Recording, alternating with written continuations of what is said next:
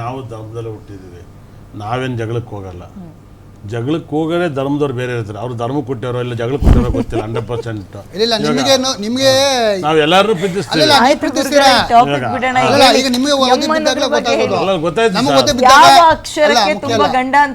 ಮಚ್ಚು ಮಾತು ಎರಡು ಮಾನೆ ಏನೇಳೆ, ಮಚ್ಚಿಗೂ ಬೆಲೆ ಕೊಡಕ್ ಹೋಗ್ಬಾರ್ದು, ಮಾತಿಗೂ ಬೆಲೆ ಕೊಡಕ್ ಹೋಗ್ಬಾರ್ದು, ಹುಷಾರಾಗಿದ್ರೆ ಎಲ್ಲವೂ ಉತ್ತಮ. ಅದಕ್ಕೆ ಹೇಳಿದ ಅವಾಗ ಶಾಂತಿಯಾಗಿರ್ಬೇಕು ಅಂತ. ಇದು ಒಂದೇ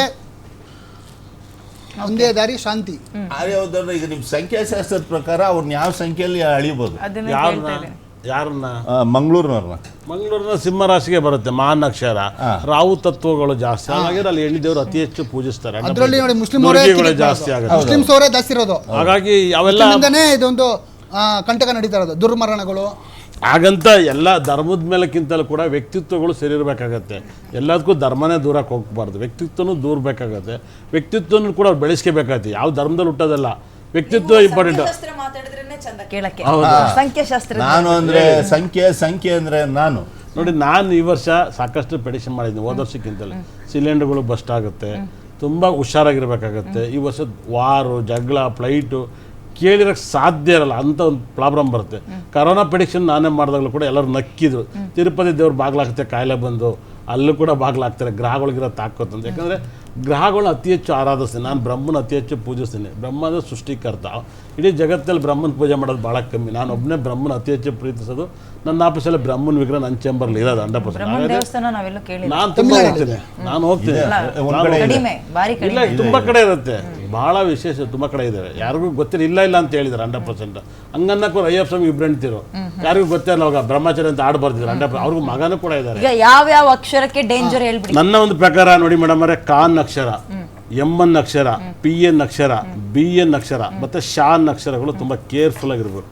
ಇವೆಲ್ಲವೂ ಕೂಡ ಊರಾದ್ರೂ ಅಷ್ಟೇ, ಜನರಾದ್ರೂ ಅಷ್ಟೇ, ನಿಮ್ಮ ನಾಯಿ ಆದ್ರೂ ಅಷ್ಟೇ, ಪ್ರದೇಶ ಆಗ್ಲಿ, ಕೋಳಿ ಆದ್ರೂ ಅಷ್ಟೇ 100%. ಹೌದು, ನಾಯಿ ಮಗ ಕಡಲಿ ಹಾಸ್ಪಿಟಲ್ ಅಡ್ಮಿಟ್ ಆಗಿಲ್ಲ, ಕೋಳಿಂದ ಜಗಳ ಆಡಲ್ಲ ಹಳ್ಳಿಲಿ. ಸ್ವಲ್ಪ ಸೀರಿಯಸ್ ಆಗಿ ಮಾತಾಡೋಣ. ನಾನು ಸೀರಿಯಸ್ ಆಗಿ ಹೇಳ್ತಾ ಇದ್ದೀನಿ. ಹೇಳ್ಬೇಕಾದ್ರೆ ಕೋಳಿ ಸಾಕಿ ಎಷ್ಟು ಜನ ಕಳೆದಿಲ್ಲ, ಕೋಳಿ ಜಗಳ ಅಂತ. ಕೋಳಿ ಜಗಳ ಆಗಿಲ್ವಾ? ಮಂಗಳೂರು ನೆನ್ನೆ ಅಕ್ಷರಶಃ ಲಿಟ್ರಲಿ ನಾವು ನ್ಯೂಸ್ ಓದ್ಬೇಕಾದ್ರೆ ಕಣ್ಣೀರ್ ಹಾಕಿದೀವಿ. ಆ ದುರ್ಗತಿ ನೋಡಿ, ಆ ಹೆಣ್ಮಗಳು, ತಾಯಿ ನನ್ನ ಮಕ್ಳನ್ನ ಕಾಪಾಡಿ ಅಂತ ಕೇಳ್ತಿದ್ದಾಳೆ, ದುರಂತ ನೋಡಿ. ಸೊ ಆ ಹಿನ್ನೆಲೆಯಲ್ಲಿ ಬಹಳ ಗಂಭೀರವಾದಂತಹ ಪ್ರಶ್ನೆ ಕೇಳ್ತಾ ಇದ್ದೀನಿ. ಈ ಅವತ್ತು ತೇರ್ ಬಿದ್ದಿದ್ದಂತಹ ದುರಂತಕ್ಕೂ ಮತ್ತು ಇವಾಗ ಆಗ್ತಾ ಇರುವಂತಹ ಸನ್ನಿವೇಶಗಳಿಗೂ ಏನಾದ್ರೂ ಕಾರಣ ಇದೆಯಾ, ಲಿಂಕ್ ಇದೆ ಮೇಡಮ್. ಇದೊಂದು ಇದಕ್ಕಿಂತ ಮುಂಚೆ ಬೆಂಗಳೂರಲ್ಲಿ ಒಂದು ದೊಡ್ಡ ತೇರು ಮಾಡಿದ್ರು, ಅದು ಫಸ್ಟ್ ಬಿದ್ದಿದ್ದು. ಅದು ಫಸ್ಟ್ 100 ಅಡಿ ಮೇಲೆ ಬಿದ್ದಾಯ್ತು. ಆಮೇಲೆ ಆ MLA ಎಲ್ಲ ಪ್ರಾಬ್ಲಮ್ ಅಲ್ಲಿ ಸಿಗಾಕಿ ಅಂದ್ರು 100%. ಇಲ್ಲಿ ನೋಡಿ ಮೇಡಮ್, ದೇವರು ಕೂಡ ಗ್ರಹಗಳು ಅಧೀನದಲ್ಲಿ ಬರ್ತಾರೆ. ಇಲ್ಲಿವರೆಗೆ ಏನ್ ಹೇಳ್ತಾರೆ ಗೊತ್ತಾ, ದೇವರೇ ಗ್ರಹಗಳು ಅಧೀನದಲ್ಲಿ ಅಂತ ಇಲ್ಲಿವರೆಗೆ ಹೇಳಿದ್ದಾರೆ 100%. ಇಲ್ಲಿವರೆಗೆ ದೇವರಿಗೂ ಗ್ರಹಚಾರ ಅನ್ನೋದು ಯಾರಿಗೂ ಬಿಡಲ್ಲ, ಯಾರಿಗೂ ಅನುಭವಿಸಿಲ್ಲ. ಅದು ಕರ್ಮ, ಅದು ಕರ್ಮಗಳ ಮೇಲೆ ಡಿಸೈಡ್ ಆಗ್ತದೆ, ಕರ್ಮಗಳು ಡಿಸೈಡ್ ಮಾಡ್ತಾರೆ. ಓಕೆ, ಹಾಗಾದ್ರೆ ಮಂಗಳೂರಿನ ಈ ಪರಿಸ್ಥಿತಿಯನ್ನ ನೀವು ಜ್ಯೋತಿಷ್ಯದ ಪ್ರಕಾರ ಈ ರೀತಿಯಾಗಿ ನೋಡ್ತೀರಿ.